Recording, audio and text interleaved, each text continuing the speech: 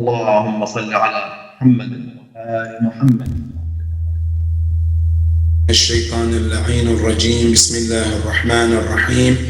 الحمد لله رب العالمين، ثم الصلاة والسلام على أشرف الأنبياء والمرسلين، حبيبي وحبيب إله العالمين أبي القاسم محمد. اللهم صل على محمد وآل محمد وعلى أهل بيته الطيبين الطاهرين المعصومين الهاديين المهديين الذين ذاب الله عنهم الرجس وطهرهم تطهيرا. اللهم صل على محمد وآل محمد وعجل فرجهم. بسم الله الرحمن الرحيم. قال الله سبحانه وتعالى في محكم تنزيله: بسم الله الرحمن الرحيم. خذ من أموالهم صدقة تطهرهم وتزكيهم بها وصل عليهم إن صلاتك سكن لهم والله سميع عليم. صدق الله العلي العظيم. عباد الله، أوصيكم ونفسي بتقوى الله. My dear brothers and sisters, Assalamu alaikum wa rahmatullahi ta'ala wa barakatuh. Allow me to praise Allah subhanahu wa ta'ala for all His blessings and all His kindness in our life day in and day out. We appreciate Allah subhanahu wa ta'ala for all His blessings, the ones we can see and the ones we can't see. The ones we can remember and the ones we can't remember. All praise belongs to Allah subhanahu wa ta'ala for all those blessings, Ya Allah. And may the blessings and peace of Allah be upon the messenger of one, the leader of mankind, the one that has been sent to mankind as a mercy to all mankind. May the blessing and peace of Allah be upon him and his progeny, the chosen ones, the successors of the Prophet, the most knowledgeable ones, Ya Rabbal Alameen. Peace and blessing be upon all of them and those who follow their path till the day of Qiyamah, Ya Rabbal Alameen. My dear brothers and sisters, allow me to remind myself and all of us about taqwa Allah subhanahu wa ta'ala. When this verse was revealed, Ya ayyuhalladhina amanu taqullaha haqqa tuqatih. All those of you who believe, fear Allah. They ask our Imam Zain al-Abidin salamullahi alayh, as to what's the meaning of the word haqqa tuqatih. And Imam alayhi salam responded as he explained the meaning of taqwa. He said taqwa is about three things. Number one is an yuta'a fala yu'sa, to obey Allah subhanahu wa ta'ala, full obedience, and not to disobey Allah in anything. That is the sign of taqwa. When a person is able to obey Allah in all matters and stay away from any disobedience of Allah subhanahu wa ta'ala, that's the first step of taqwa. Then Imam continues, the second step of taqwa is an yudhkar fala yunsa, to always be in remembrance of Allah subhanahu wa ta'ala. Never find yourself in a situation that you forget Allah. At-taqwa as a reminder for believers that constantly they are in the remembrance of Allah subhanahu wa ta'ala. And yudhkar fala yunsa. Don't forget Allah in all matters, whether it be in the bigger matters or small matters. That is number two. And number three is an yushkar fala yukfar, to be grateful to Allah and not to be ungrateful to Allah. Always we have to be grateful to Allah, because the more you are grateful to Allah, the more His blessings will be increased upon you. If we are able to establish these 3 steps of Imam Zayn al-Abidin Salamullah alayh, this is a sign of true taqwa. I pray to Allah to help us to be among those who are muttaqeen, ya Rabbal Alameen. My dear brothers and sisters, our khutbah today is about the benefit of sadaqah in this world. We all know every good things that we do, there is thawab in qiyamah. Salat, we know there is a reward, Jannah. Reading Quran, going to Hajj, ziyarah, we know there's a benefit of it for Yawm al-Qiyamah.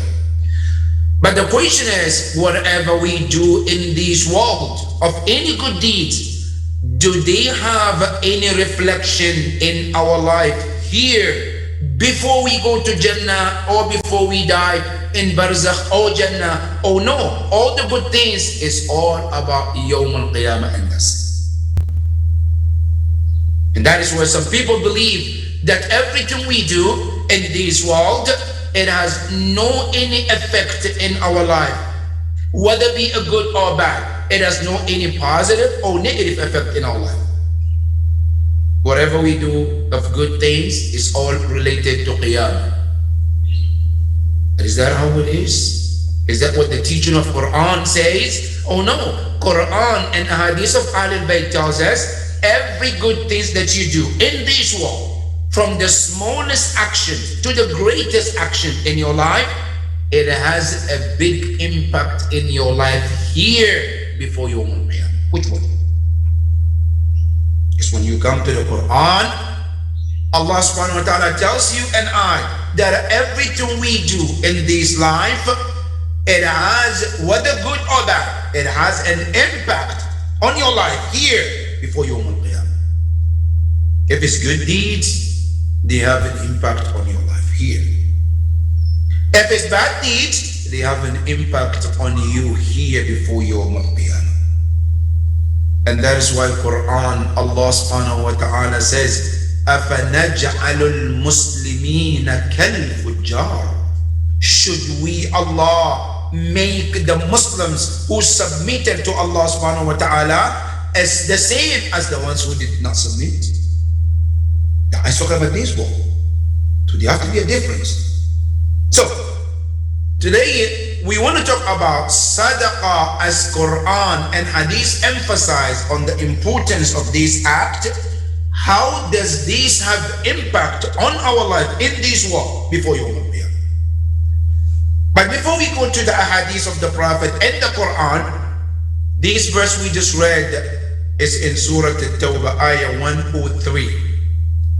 In which Allah subhanahu wa ta'ala is telling Rasulullah, خُذْ مِنْ أَمْوَالِهِمْ صَدَقَةً تُطَهِّرُهُمْ وَتُزَكِّيهِمْ بِهَا وَصَلِّ عَلَيْهِمْ إِنَّ صَلَاتَكَ سَكَنٌ. This verse related to the previous verse, just ayah 102. That ayah 102 related to a story or an incident that took place in Medina at the time of Rasulullah sallallahu alayhi wa sallam, and regarding to a man very known, famous, who is known as Abu Lubaba. Abu Lubaba is very famous to many of us, especially those who have been to Hajj or Umrah, because there is a pillar known as Sutun Abu Lubaba in Medina, in Masjid al-Nabawi. This Abu Lubaba, as we know, he was one of the companions of the Prophet. And when the battle of Tabuk came, he and 2 other people, or more than that, some narrations say there were 2 others with him, some say there were more than 2. Now, whatever the case is, he and his friends decided not to go to the battle. Made excuse so they can get out of going to the battle. And they refused. When they refused, Allah subhanahu wa ta'ala, as he knows the intention, the heart, Allah revealed their intention to the Prophet. And Allah subhanahu wa ta'ala exposed them. When Abu Lubaba came to find out and realized what he did and how wrong he was, the narration said he and those individuals, they run to the masjid and they decided to tie themselves with the palm trees in the masjid, which were used as a pillars in the masjid. And they vowed that they're not gonna untie themselves, and nor they will let anybody to untie them until Allah intervened through Rasulullah. Then they knew that they know that they are forgiven. Rasulullah sallallahu alayhi wa came back from the Battle of Tabuk, heard about this, and the Prophet also decided not to intervene until Allah intervenes. Whether Allah is going to forgive them or not forgive them, that's up to Allah. Surely Allah is Ar-Rahman and Rahim, the most merciful. Allah subhanahu wa ta'ala knew that these people were sincere in their intention. Allah subhanahu wa ta'ala forgave them. And he sent the ayah to Rasulullah. Rasulullah came to the Masjid al-Nabawi and he untied them and read the ayah to them, which indicate that Allah has forgiven them. They were happy to hear that Allah subhanahu wa ta'ala forgave them. Now, after Rasulullah sallallahu alayhi wa sallam intervened, the verse and everything, few days later, Abu Lubaba and his friends, they decided to bring their wealth, their money, and give it to the Prophet. And they told, Ya Rasulullah, the reason we were not, or the reason why we made excuse not to go with you was because of this money. We were attached to dunya, attached to our wealth. So Ya Rasulullah, take it and spend it for the cause of Allah. Maybe that will help us not to be attached to this money and wealth. As they brought their wealth to Rasulullah, as you know, Rasulullah doesn't do anything without Allah's permission. Rasulullah said to them, Ya Aba Lubab, I've heard what you said, but I haven't heard anything from Allah yet. So I'm waiting for Allah to tell me what to do. Then at that moment, this ayah was revealed. خُذْ مِنْ أَمْوَالِهِمْ صَدَقَةً. Ya Rasulullah, take what that he brought to you, take from them. As a sadaqah, as a charity. And when you do that, Ya Rasulullah, تطهرهم وتزكيهم بها وصل عليهم إن صلاتك سكن لهم. Then Allah subhanahu wa ta'ala say, Ya Rasulullah, khudh, take some of it from the money. And now look at the Quran, how merciful Islam is. Now these people, Abu Lubaba and his friends, they brought their money to Rasulullah and they told him to take all of it. But when Allah responded, look at the mercy of Quran and Islam. Allah didn't say, Ya Rasulullah, take it all. No. Allah said, khud min, take off. Which means, take some of it and let them take some back. Look at the mercy of Islam.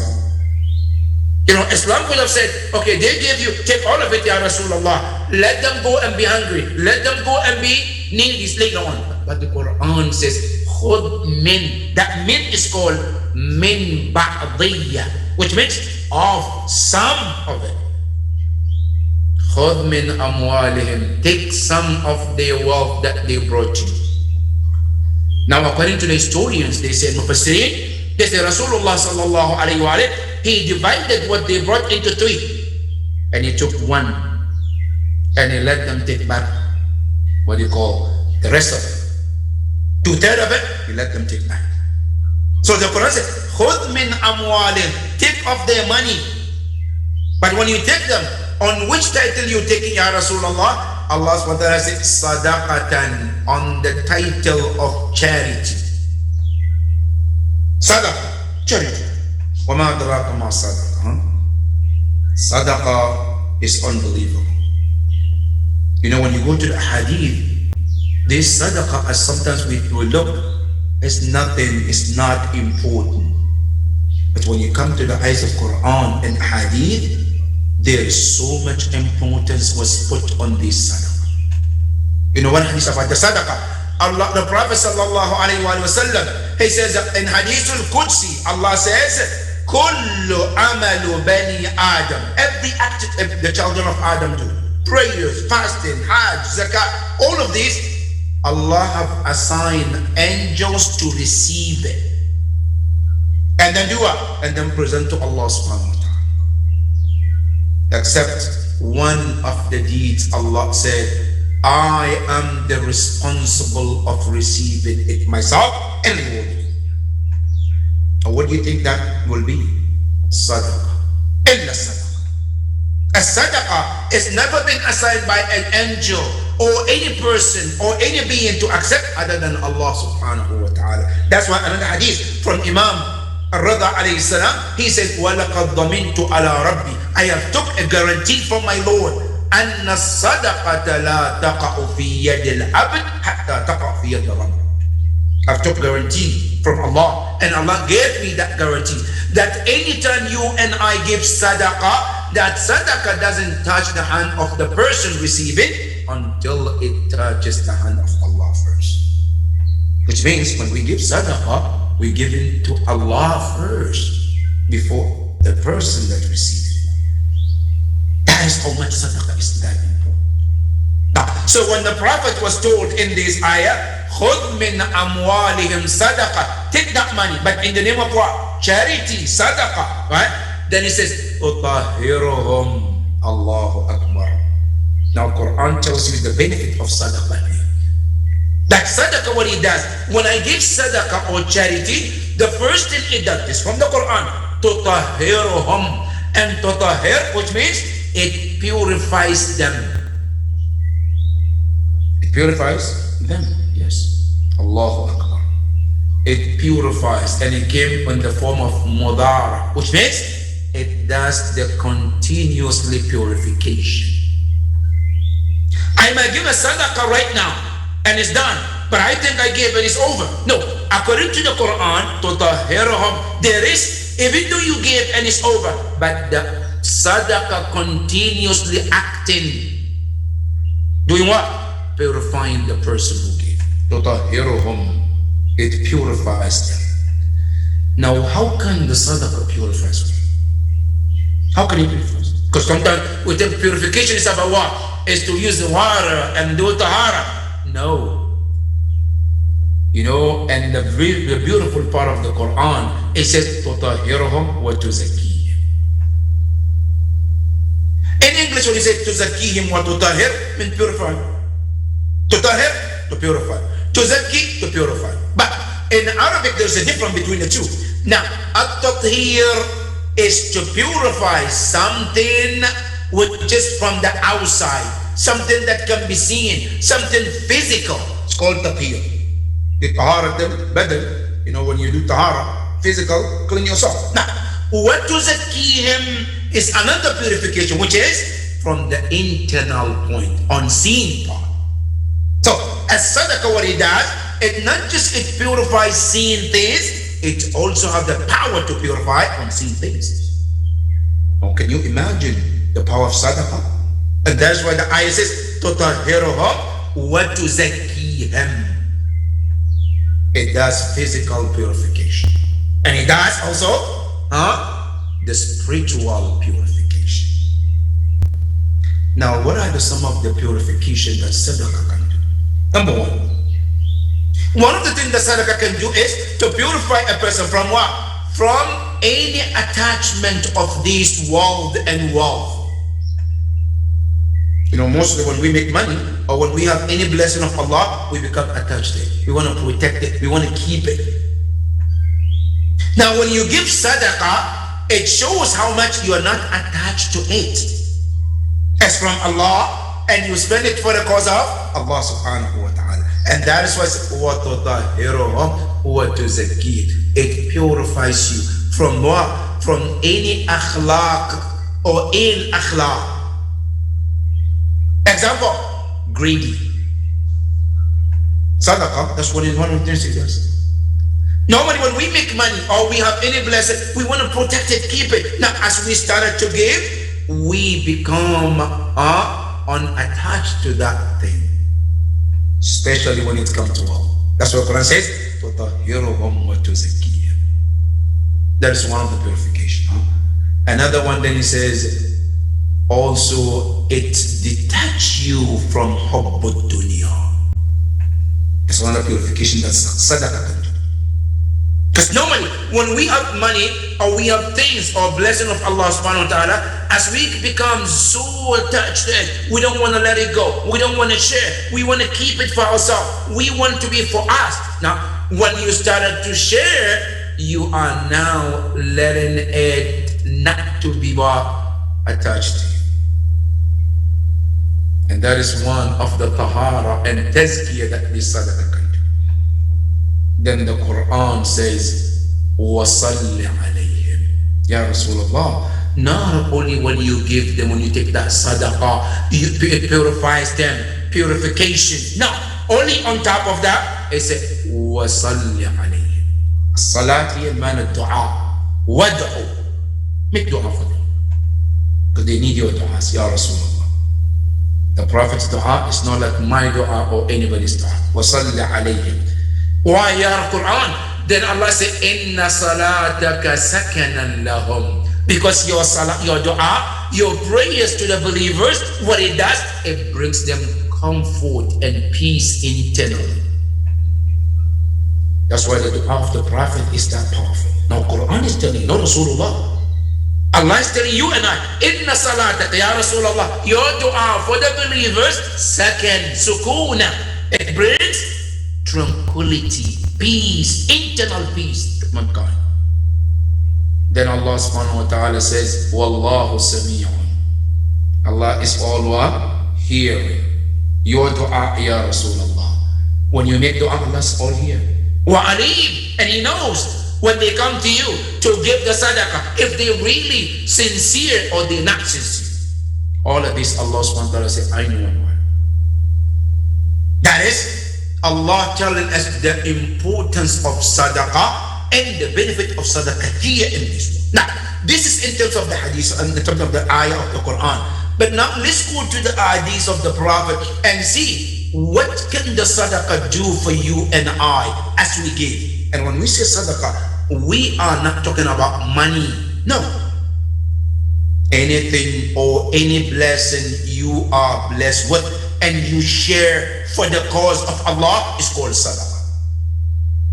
Now that sadaqah, when you come to the Prophet, tells us a sadaqah is so powerful that it can do some miracles that we don't even think of.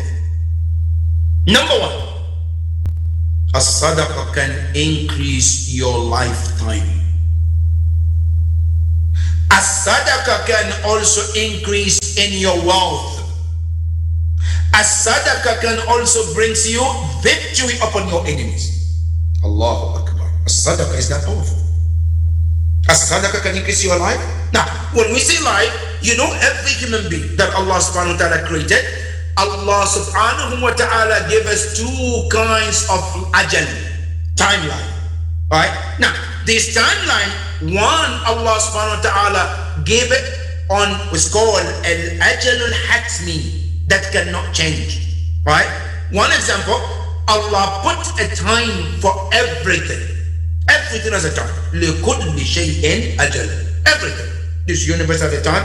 The moon has a time. The stars, everything has a time. Now, so is our lives. Now, that's one. Then there is a time that also Allah created. It's a time that there is possibility of changing it. Changing that what? Allah subhanahu wa ta'ala give you the power. You can increase, you can decrease. I'll give you an example. Allah subhanahu wa ta'ala gave me a time life to live. There's no doubt about it. Now, I know Allah gave me a life. Now, how much, how long, I don't know. But I can cut it short today if I want to. And I can let it continue for some years too if I want to. How so? Today if I take, for example, a poison, the killing poison, and I drink, what's going to happen? I'm going to die today. The same thing, if I refrain from drinking poison, I will live for another period of time. But who gave me the power to end it today? Or let me live? Allah subhanahu wa ta'ala. I can do that. A person can decide to take their life today if they want to. That's called ajalun ghayru mahtum, right? Now, one of the things that you can do to increase your lifetime is sadaqah. Increase your risk is sadaqah. Increase your chances to become victorious upon your enemy is sadaqah. Now, first, let me ask you a question. Who doesn't want their life to expand or increase? Who doesn't like their life, right, their wealth to increase? Who doesn't? Who doesn't like to become victorious upon their enemies? We all do. Now, the way of all of this is sadaqah. Listen to the Prophet sallallahu alayhi wa in hadith. The Prophet says, "Akthiru min as-sadaqah turzaqu." Increase. Akthiru. It said continuously keep giving sadaqah. As you do that, turzaqu. Allah subhanahu wa ta'ala will increase your risk, your sustenance. As I give more, we think that when I give, it's reducing. But Quran and hadith of the Prophet tells us, no, it is increasing. You might give from this hand that you're going away, but there is another hand that comes back to you. And this is not my word, it's from the Quran subhanahu wa ta'ala. Allah subhanahu wa ta'ala said, وَمَا تُنْفِقُوا مِنْ خَيْرٍ فَهُوَ يُخْلِفُهُ. Allah said, whatever you gave out, Allah said, I will replace it. Allahu Akbar. فَهُوَ يُخْلِفُهُ. He said, I will replace it. Now, Allah Rabbul Alameen is giving you the guarantee. Whatever you give, I will replace it. Now, why you and I worried about giving sadaqah and helping and charity in any way that we can, when He said He's going to replace it? Now, not only that, another hadith the Prophet says, Istanzilu rizqa bis sadaqah. Istanzilu, ay utlubun nuzul. Seek sending down your risk through giving sadaqah. Istanzilu.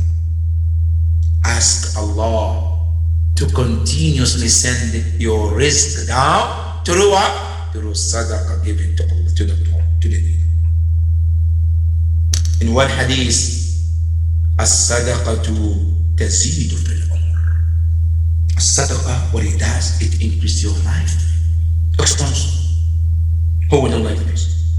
That is one of the hadiths of the Prophet sallallahu alaihi wasallam in regarding the benefit of sadaqah. That's number one. Number two, which sometimes, and I just want us to pay attention to this very carefully, brothers and sisters. You know, most time we miss some of the Islamic concept in many things. Sometimes we think we understood some things according to the teachings of Quran, but we're missing the concept properly. Giving you an example, many times we take dua or sadaqah as something to do when something goes wrong. How? Meaning, for example, I'm not going to pray, I don't need dua when I'm healthy, when my job is smooth, everything is perfect. I don't need to do dua because everything is fine. Why do I need to do dua? I don't need to give sadaqah because everything is perfect. Now, when I become sick, then the dua comes in. Then I need to give sadaqah. Now, this is absolutely misconception. A sadaqah supposed to be given not when somebody is sick. It's supposed to be given when everything is perfect. Then why? So that sadaqah becomes protection for you. Then that sadaqah becomes what? A reason for Allah to protect it. Now let me give you an example, practical example. We live in America. Today, if you and I, when we buy a car, right? We buy a car, new car or used car that we want to drive. Before we get on the road, what do? We first call the insurance company. I'm not in an accident yet, yes, but I know there is what? Possibility. So how do I secure myself? Through that insurance, so that if any case I fall into accident, may Allah protect all of us, then I have someone to cover me at the time of need. Health insurance that we get, why do we get it? We don't get it because I'm sick right now. We get it in case when I become sick. Because we know being sick, being in an accident is possible. It's part of life. It happens. It might happen, right? So now, before I drive, before I stay in my house, when I buy the insurance for the house so that in case something happens, I am protected. As-sadaqah and dua are supposed to be for that purpose, not after we become sick. Not after I become in danger. When I lose my job, now let me give sadaqah. Now I'm sick, let me give sadaqah. No, it's supposed to be given prior to that. Because remember the hadith al-Qudsi, which Allah subhanahu wa ta'ala said to Rasulullah, Ya abdi, a'rifni farrakha. O my servant, recognize me during the time of ease, and I will recognize you during the time of difficulty. Don't wait until things becomes hard, then you'll remember Allah. No, not to say Allah is not going to listen to you at that point, but the best thing is when things are normal, when things are going good for you, that is the time to remember Allah with sadaqah for your own protection and your family. Listen to the hadith of the Prophet. What does it say? Prophet sallallahu alayhi wa sallam said, Tasaddaqu, give sadaqah, wadawu mardakum, and cure your sick ones with sadaqah. Cure your sick ones with sadaqah. Allahu Akbar. And then he says, وَالصَّدَقَةُ تَدْفَعُ مِنَ أَنِ الْأَعْرَاضِ وَالْأَمْرَاضِ. He says, as-sadaqah protects sickness and protect all evil things. So now, do you do sadaqah when you become sick, or it should be done before so you get protected? Which one? Now, that's what the concept that we're talking about. Now, you're supposed to give sadaqah to protect yourself from falling sick, to protect yourself from any misfortunes or calamities, so that that sadaqah protects you. Don't wait until something happens, then you want to save yourself.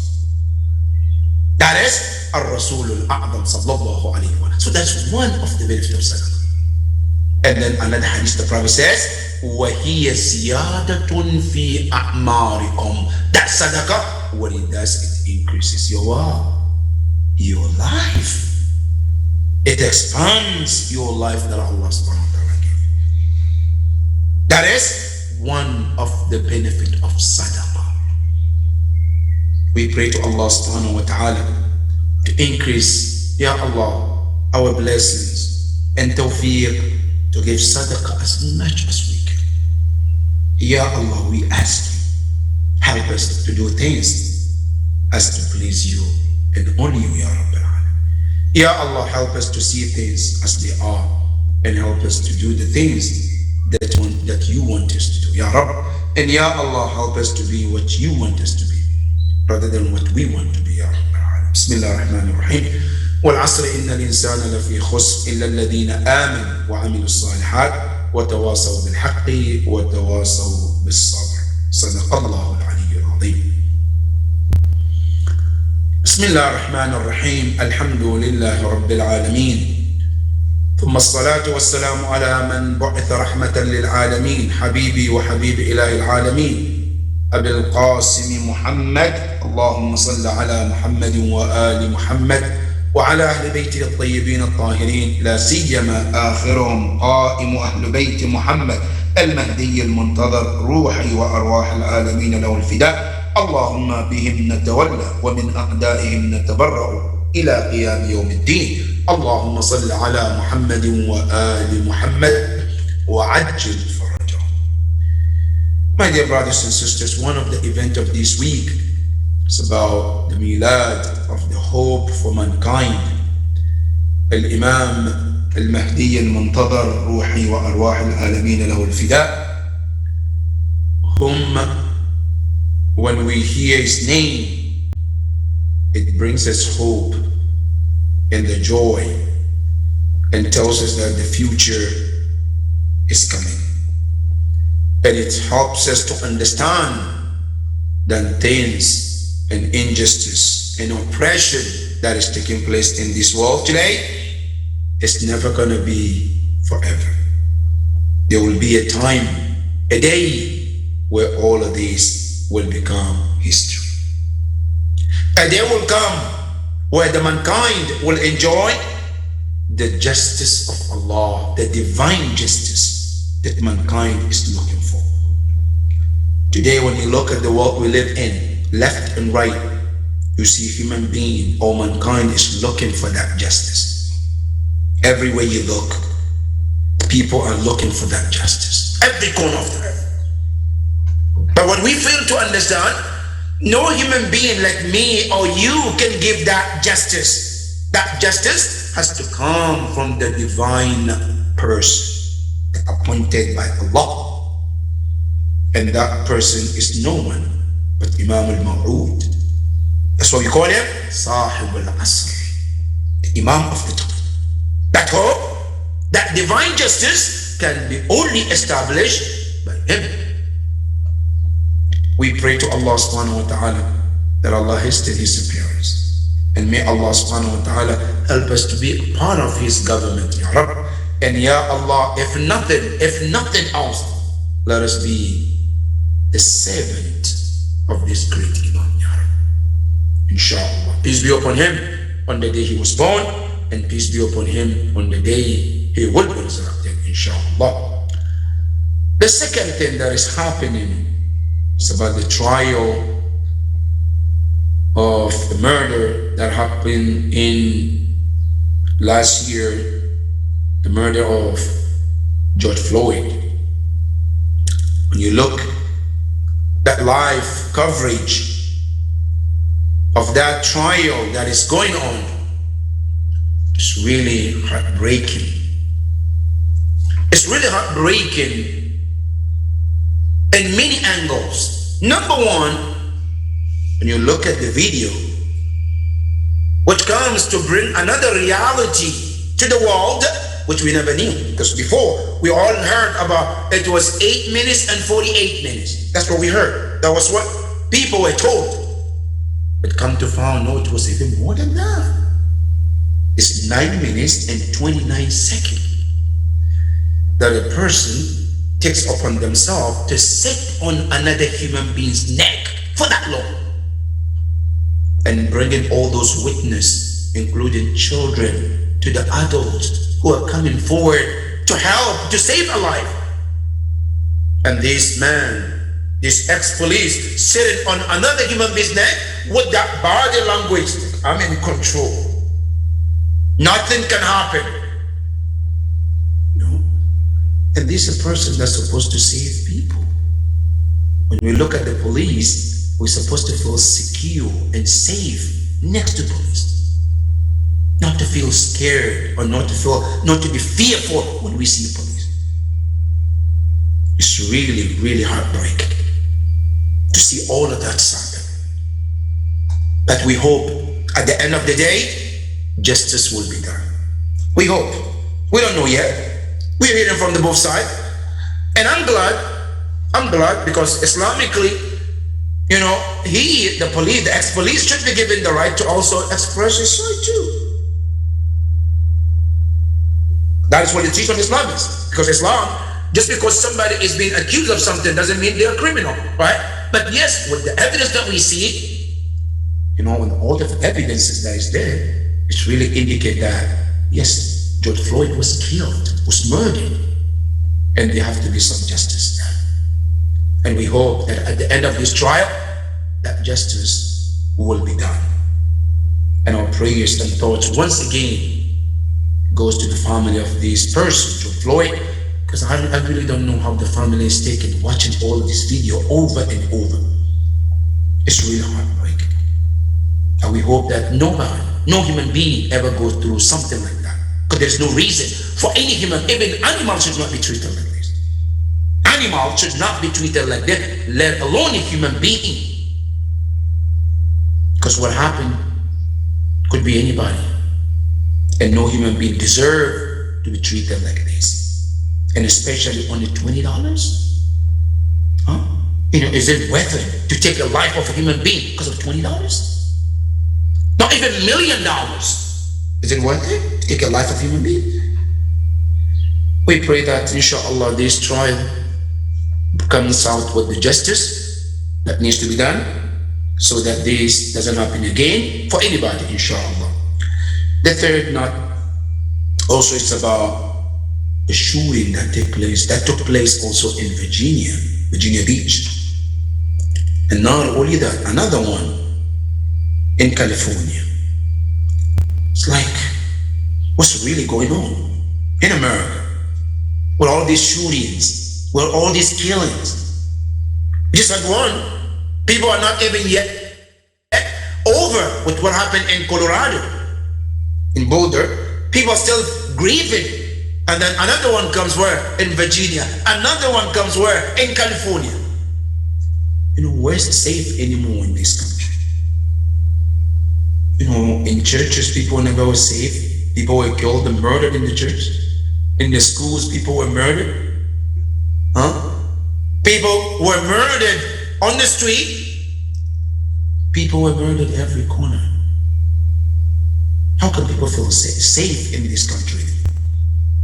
We pray that really, if this is not something for our law enforcement to come to our lawmakers to make a law to tighten this gun control, and I really don't know when.